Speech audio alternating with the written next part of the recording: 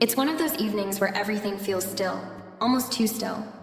I'm curled up on the couch, legs tucked beneath me, the glow of the television casting soft shadows in the living room. John, my husband, is out of town for work again. It's becoming a regular thing, him leaving for these long trips, and truthfully, I'm starting to feel a little too comfortable with it. There's something strangely peaceful about being alone, the silence wrapping around me like a warm blanket.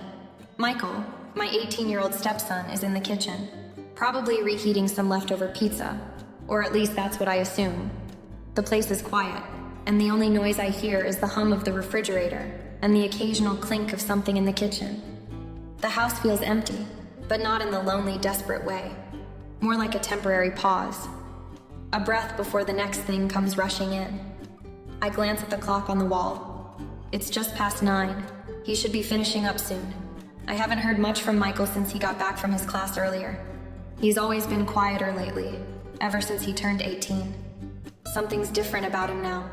Maybe it's just me being overly sensitive, or maybe I'm just trying to make sense of the quiet shifts in our home. The air between us, especially when it's just the two of us, feels thicker somehow. It's subtle, but it's there. Like a slight unease that neither of us dares to acknowledge. I try to ignore the flutter of tension in my stomach. It's ridiculous. I mean, what's the big deal, right? He's just my stepson. Sure, there's an age gap, and yes, there's a difference in how we interact now that he's an adult. But I've known him since he was just a kid. He's been in my life for years, and things have always been fine. He's like my own son, in a way, even though we don't share blood. But lately there's this pull I can't explain, this undercurrent of something I can't quite name. A shift. When Michael walks into the room now, it's like I feel him before I hear him. The way he stands a little too close, the way his gaze lingers a second longer than it should. It's subtle, but I'm not blind. I see the way he looks at me, and I can't shake the feeling that things are changing. I push the thought aside and grab the remote, flicking through channels aimlessly. I don't really care about what's on. I just need something to distract me, to fill the space, to make the unease go away. But it doesn't. The tension between us remains, hanging in the air like a thick fog that won't lift. And just as I'm starting to settle into the quiet again, I hear the kitchen door creak open, and Michael steps into the living room. I can't quite put my finger on it, but something about the way he enters feels different tonight. Maybe it's the way his broad shoulders fill the doorway, or the way he looks at me, his eyes a little too intense for comfort. He's not the same boy I used to watch grow up. He's taller now, more filled out, with that certain edge that comes with becoming an adult. And I guess, maybe, I'm realizing it more now because he's here more often since he's taken a break from school. He's not a kid anymore. Not really. "Hey," he says quietly, his voice low, almost hesitant. He shoves his hands into the pockets of his hoodie, his usual nervous habit. "I was thinking of grabbing a drink. You want anything?" I look up at him, forcing a smile, trying to act casual. But my heart flutters unexpectedly. I don't know why. It's just Michael, just my stepson. But the way he stands there, the way his eyes meet mine with a subtle, questioning look, makes everything feel a little charged. It's hard to explain, and honestly, I don't even want to try. "Nah, I'm good," I say, my voice sounding too high, too awkward. I quickly clear my throat, trying to calm my nerves. "You good?" "Yeah, I'm fine," he says, though he doesn't move. He stands there for a second longer than usual, just looking at me. His gaze is softer now, and for some reason, it makes me uncomfortable in a way I can't put into words. I glance away quickly, my mind racing with thoughts I shouldn't be having. I don't know why this feels different, but it does, and I hate how aware I am of him right now, how aware I am of the space between us. He shrugs and heads toward the kitchen without saying anything more, but I can feel the weight of his presence, even when he's not in the room. The tension lingers, thick and undeniable. It's like the quiet before a storm, and no matter how much I try to ignore it, I can't escape the fact that something has shifted between us. Something is different, and as I sit there, staring blankly at the TV, I realize that maybe I'm not the only one who feels it. Maybe Michael feels it too. I sit there, still wrapped in the strange, thick silence of the house, trying to shake off the feeling that something's off. But then out of nowhere, Michael reappears in the doorway, his presence almost magnetic in a way I can't ignore. His dark hair falls messily over his forehead, and his hoodie is pulled up slightly, just like it always is when he's unsure. He looks at me, but this time there's something different in his eyes. He doesn't look like the confident young man I've been seeing lately, but more like the unsure teenager he used to be, the one who used to seek comfort when he had a bad day at school. I raise an eyebrow, trying to hide the fact that my heart's beating a little faster than usual. "Everything all right, Michael?" I ask, trying to sound normal, but there's a strange knot in my stomach that I can't explain. He hesitates for a moment, standing there in the doorway, his hand rubbing the back of his neck nervously. It's like he's working up the courage to say something, and I can tell by the way he's looking at me that whatever it is, it's bothering him. I don't know, he mutters under his breath. He shakes his head a little, almost like he's not sure where to start. I guess I'm just feeling off. I don't really know what I'm doing with my life right now. His words hit me in a way I wasn't expecting. Michael's always been a bit of a quiet kid, but I never thought he'd feel this lost. Sure, I've noticed that he's been more withdrawn lately, spending more time alone, staying in his room more, but I didn't realize the depth of what he was feeling. My heart tightens as I sit up, my body subconsciously leaning toward him. I put down the remote, my gaze softening as I try to figure out how to comfort him. It's strange though. Normally I just give him advice like I always do, but tonight it feels different. I don't know if it's because of the way he's looking at me, or because I can feel how heavy his words are, but something tells me that what he's saying is just the surface of something much deeper. "You know, Michael," I begin, my voice steady, but I can't help the slight tremor in it. "I think you're doing better than you think. You've got time to figure things out. You don't need to have it all figured out right now." He gives me a half-hearted smile, but it doesn't reach his eyes.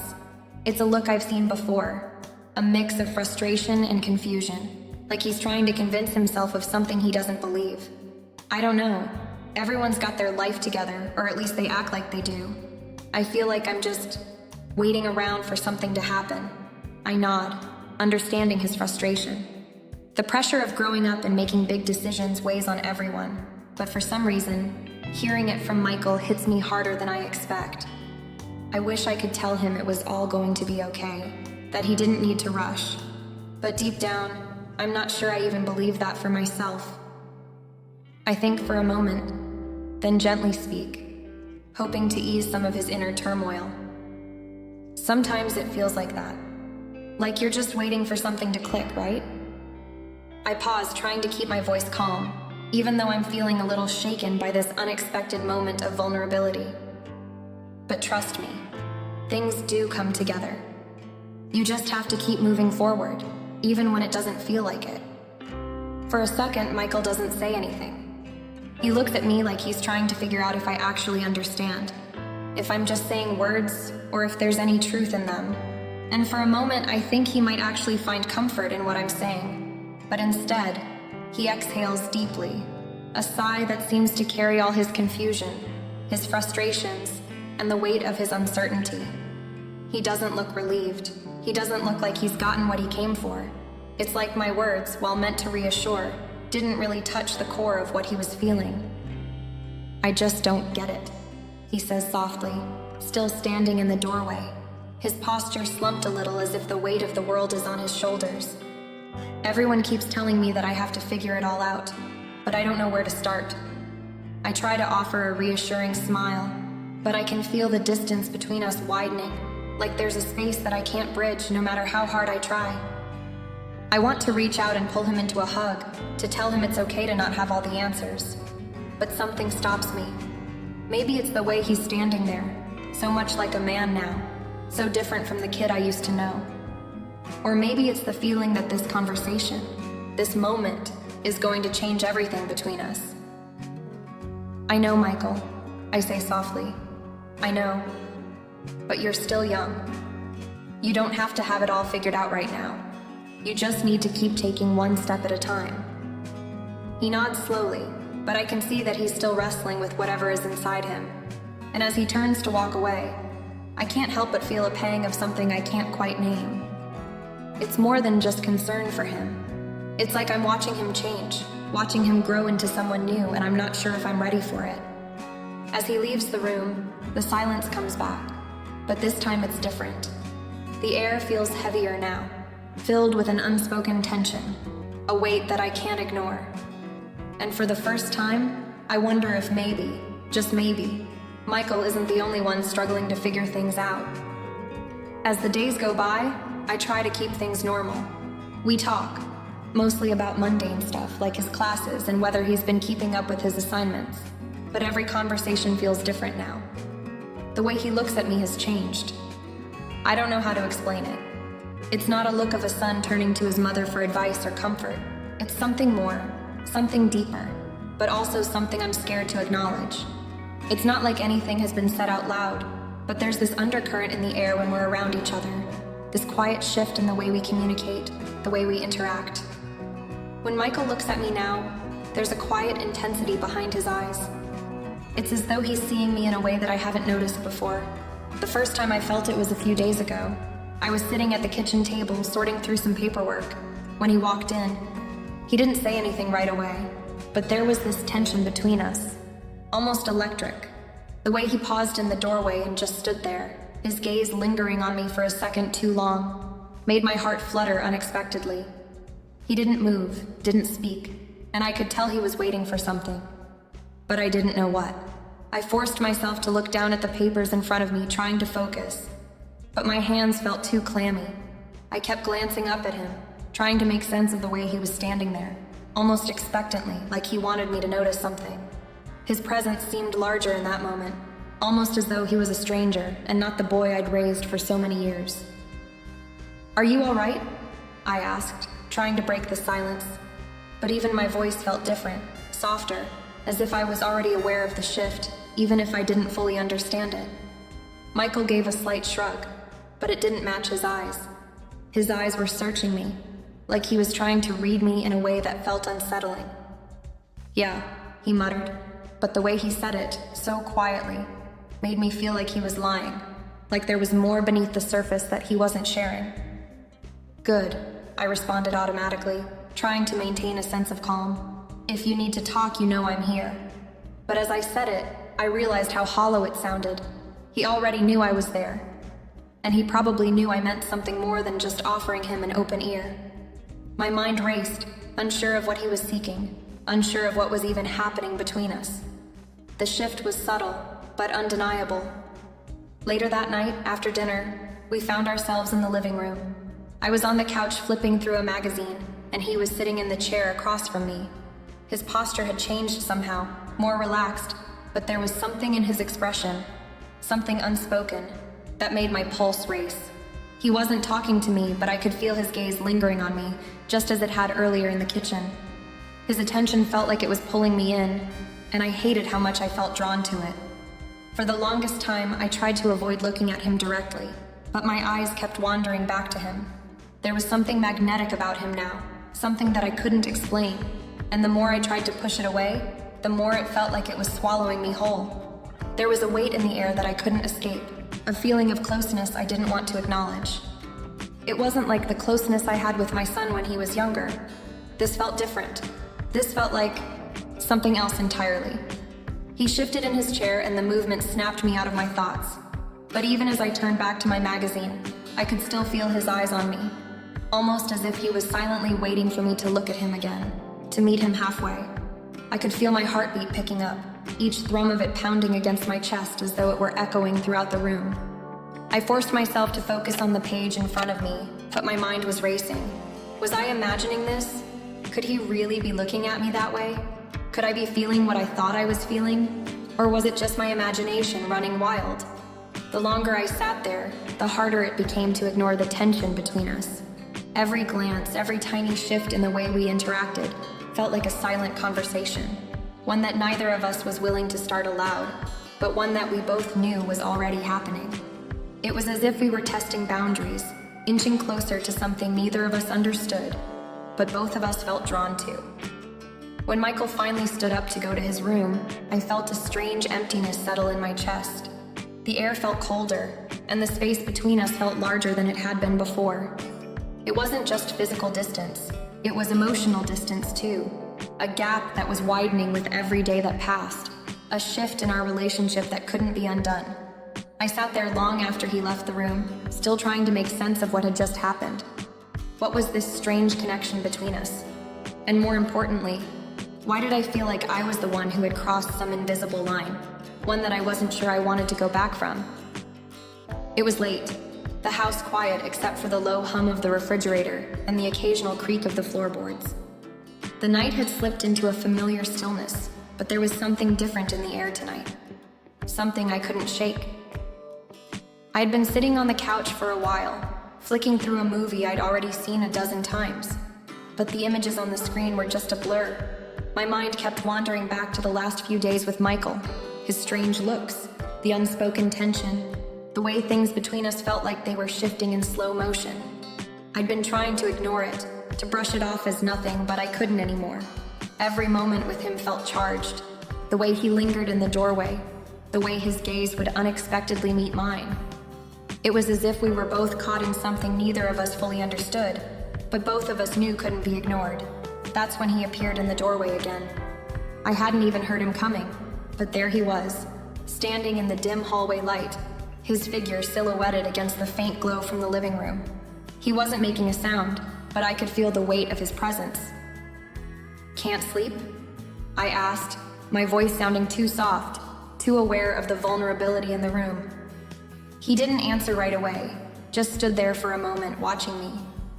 I tried not to let the tension affect me, but I felt it. The way his eyes seemed to search mine, like he was looking for something but didn't know what it was yet. Finally, Michael stepped forward, his footsteps echoing lightly in the silence.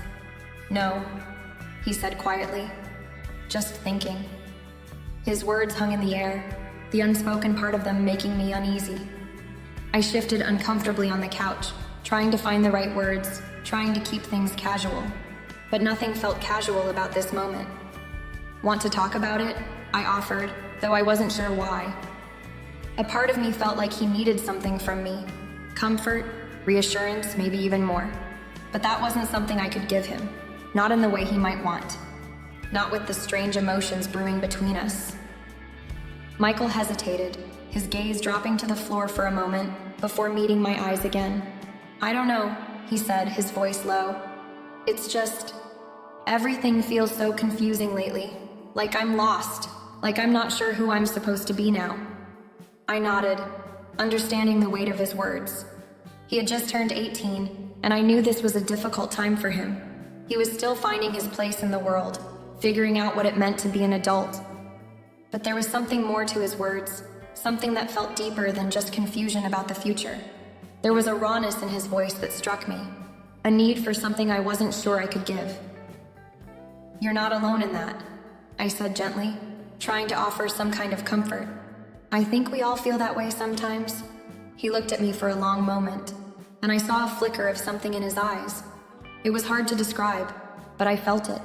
The air between us had shifted, and this wasn't just a mother and her son talking anymore.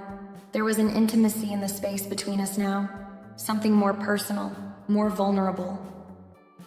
"You always know how to make me feel better," he said softly, a quiet sincerity in his voice that made my heart ache. I wanted to tell him that everything would be okay, that he didn't have to feel lost, but I wasn't sure how to say it without acknowledging the unspoken thing that was hanging between us.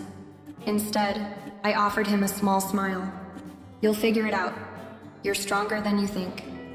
Michael stepped closer, his face inches from mine.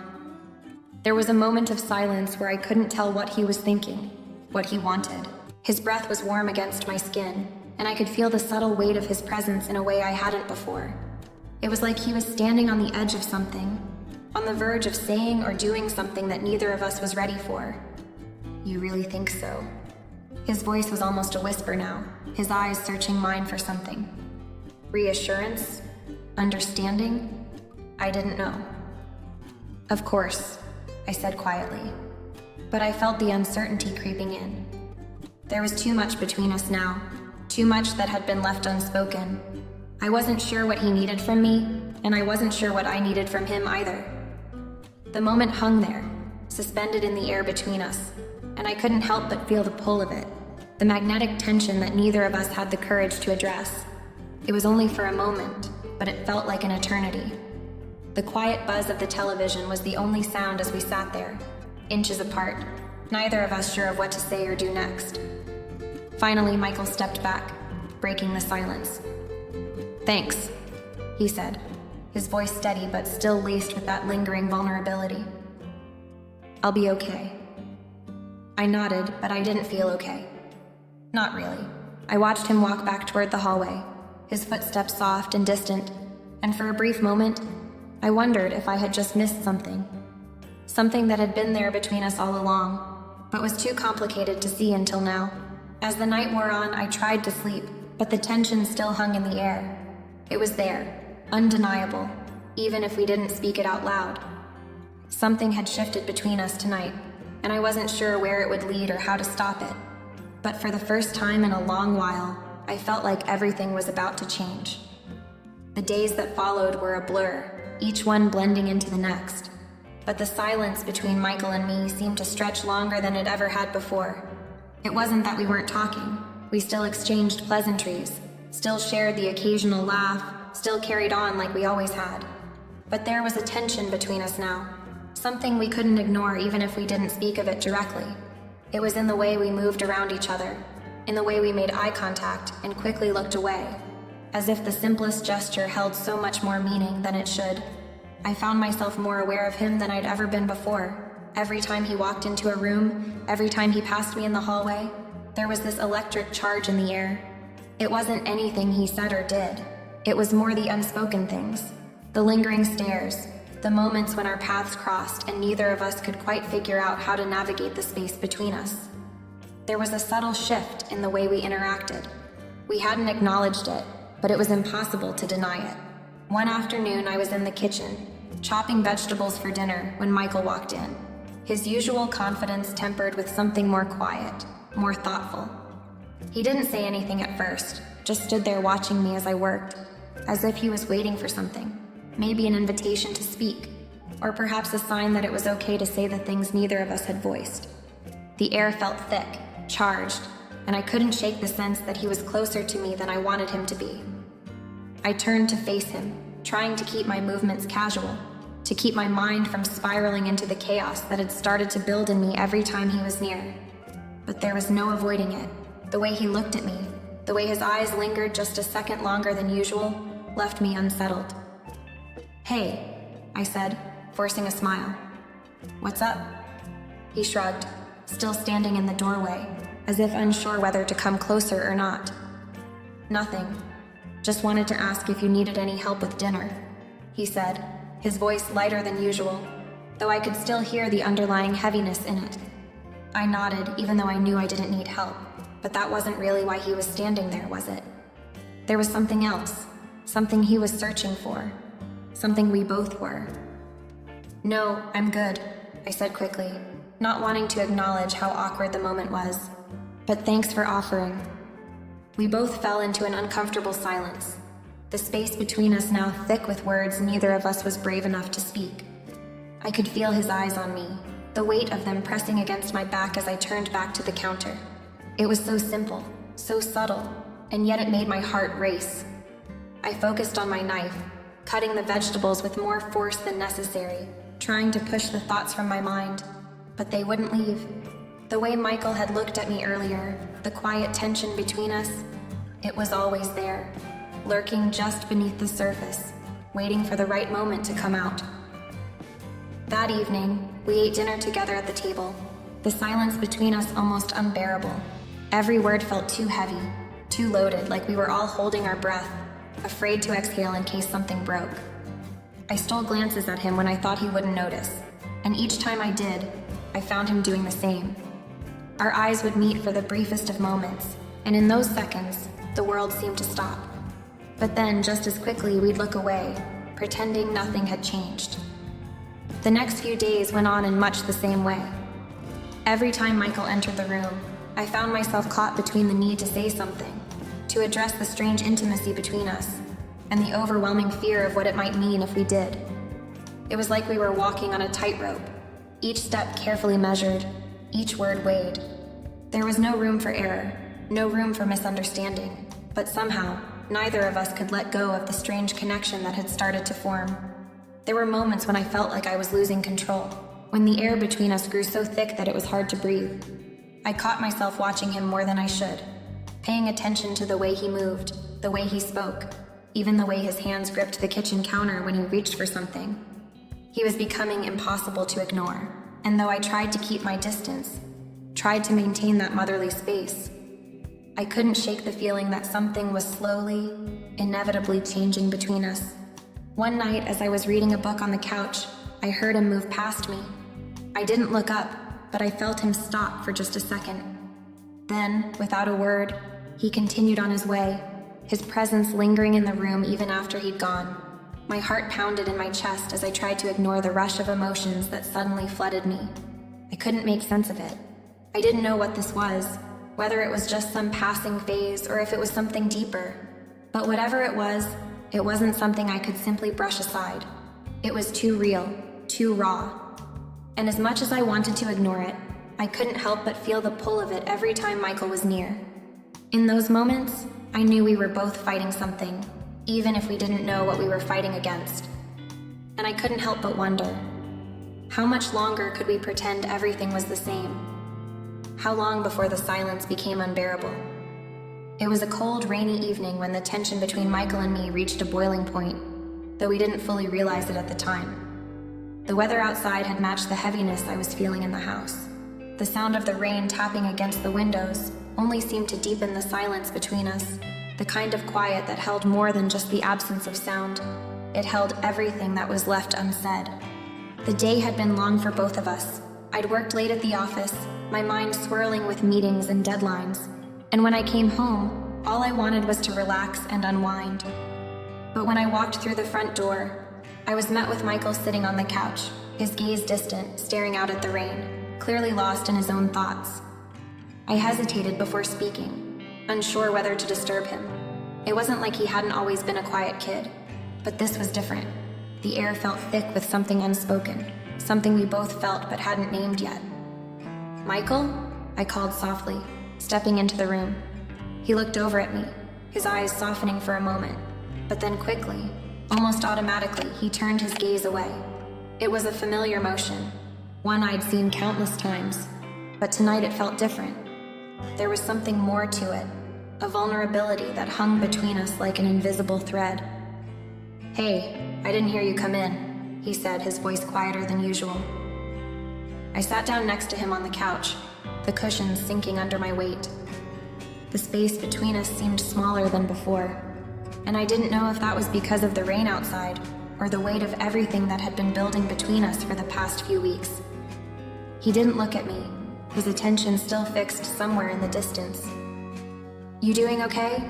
I asked, my voice carrying an unusual gentleness, one I hadn't used with him before.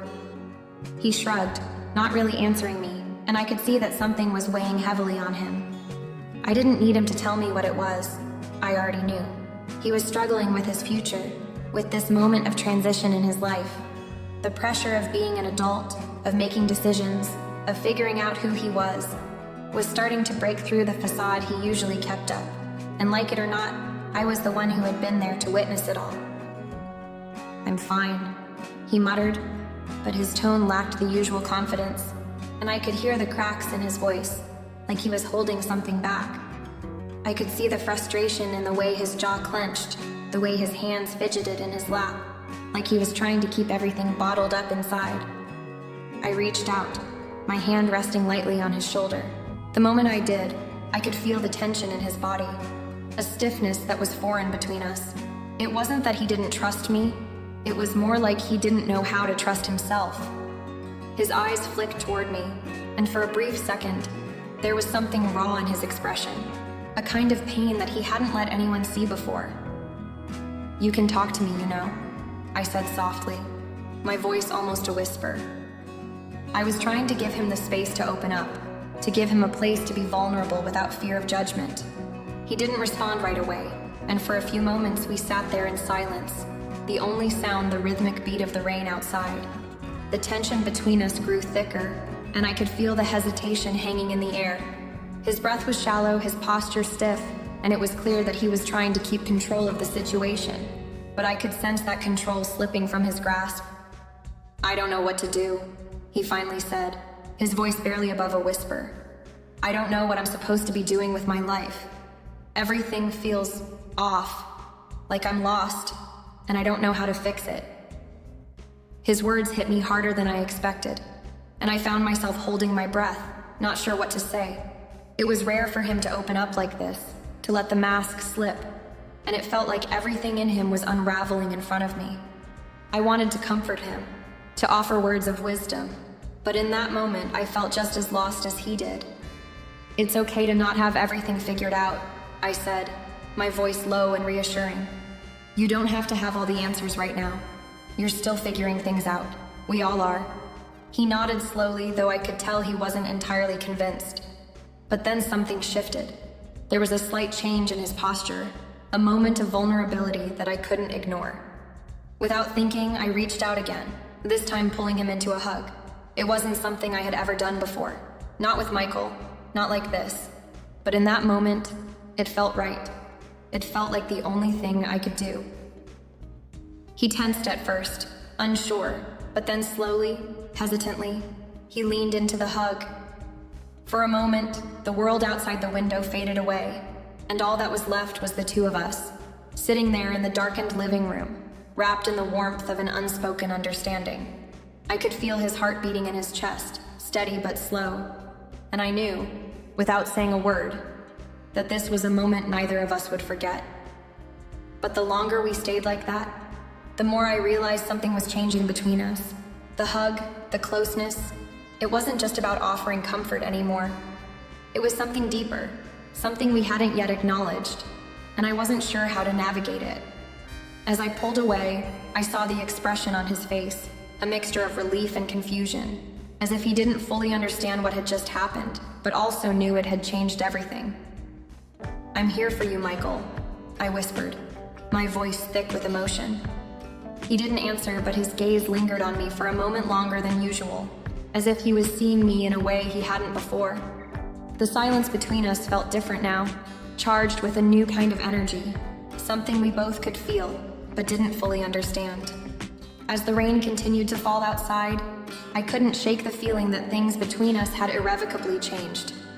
And though I wanted to believe it was just a moment of vulnerability, I couldn't ignore the growing weight of what it might mean for both of us. The days that followed felt heavier, like we were walking through fog, unable to see clearly. It wasn't that anything had been said, but there was a palpable shift in the way Michael and I interacted. The unease that had been present for weeks now settled into something deeper, something more profound, and it was becoming harder to ignore. It wasn't just the rain or the long quiet nights. It was the way we looked at each other, the way our words seemed to hold more weight than before. Each glance, each small interaction carried the weight of something we both knew but refused to acknowledge. At breakfast the next morning, Michael's usual teasing grin was absent. He sat at the kitchen table, his eyes glued to the newspaper, but I could feel his awareness of me in the room, even without a word spoken. I felt it too. The tension had transformed into something unspoken and constant. I knew I was no longer seeing him as just my stepson. There was something more in the way my heart raced when he walked into a room, the way my breath caught when he met my gaze. "Everything okay?" I asked, trying to keep my voice neutral, but even I could hear the subtle edge of concern in it. I watched as his eyes flicked toward me, and for a second, it felt like the air between us crackled with a sort of intensity that hadn't been there before. "Yeah," he replied, but there was something unreadable in his face. He quickly looked away, focusing on his coffee as if he didn't want to make eye contact for too long. The silence stretched between us, longer than usual. I could tell he was grappling with something inside himself that he hadn't voiced yet. And I was no better, because I could feel it too. I wanted to ask him more, but I didn't know if I had the right words to say. I didn't know if he would open up again, or if we were both just pretending that everything was fine, just like we always had before. Later that afternoon, as I walked past the living room, I saw Michael sitting on the couch, staring out the window again. His posture was slouched, his shoulders hunched, like he was carrying a weight that only he could feel. I stopped for a moment just watching him. There was a subtle sadness in his eyes, and even though I knew he didn't want me to see it, I couldn't look away. "Michael?" I called softly, and he turned to look at me, his face neutral but his eyes betraying an emotion that was hard to place. "Yeah?" I hesitated. There was a question on my lips, but I didn't know how to voice it without crossing some invisible line between us. It felt like every time I spoke to him now, I was skirting the edge of something dangerous, something complicated. "You've been quiet," I said instead, hoping to keep the conversation light. He shrugged, but the way he did it made it clear he wasn't ready to talk. Still, something about the way he held himself, so withdrawn, so distant, made me want to push past the barrier. But I knew better. I knew that if I pushed too hard, he'd retreat even further, and I couldn't afford to lose whatever connection we had left. Instead, I changed the subject, but the unease never really left. Even as we spoke about trivial things, like his upcoming exams or the weather, there was something between us hanging in the air, growing heavier with each passing moment. Later, after dinner, we ended up in the living room again, this time watching some mindless TV show that neither of us was paying attention to. We sat closer than usual, though not touching, not in a way that felt natural. It was as if we were both aware of the tension, but neither of us knew how to diffuse it. I caught myself glancing over at him more than once, and each time I quickly looked away, as if afraid that he might see something in my eyes that I wasn't ready to admit to myself.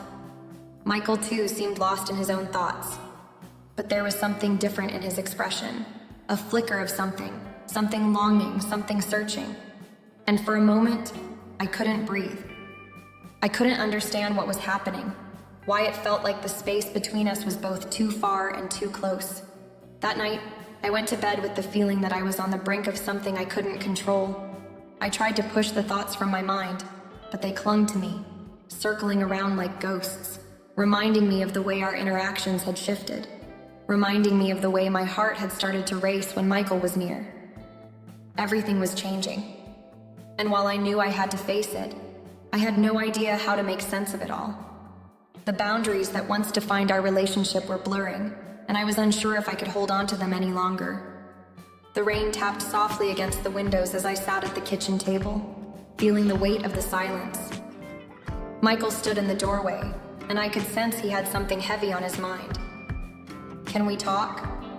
His voice was quiet, unsure. I nodded, bracing myself. He walked in, his eyes meeting mine with an intensity I couldn't ignore. "I've been thinking about us," he said, his voice shaky, "and I think I feel something for you, more than I should." I froze. My heart raced as his words hit me like a punch. I had known something was changing, but hearing him say it out loud made it real. "I know it's wrong, but I can't pretend anymore," he continued, his gaze never leaving mine. "I feel more than just a son for you." I swallowed hard, the words stuck in my throat. The truth was undeniable. He wasn't the only one who had felt it, but I wasn't ready to admit it out loud.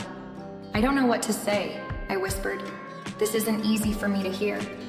He nodded, his expression sad but understanding. The silence between us was thick, but I knew one thing for sure. Things could never go back to the way they were. Everything had changed.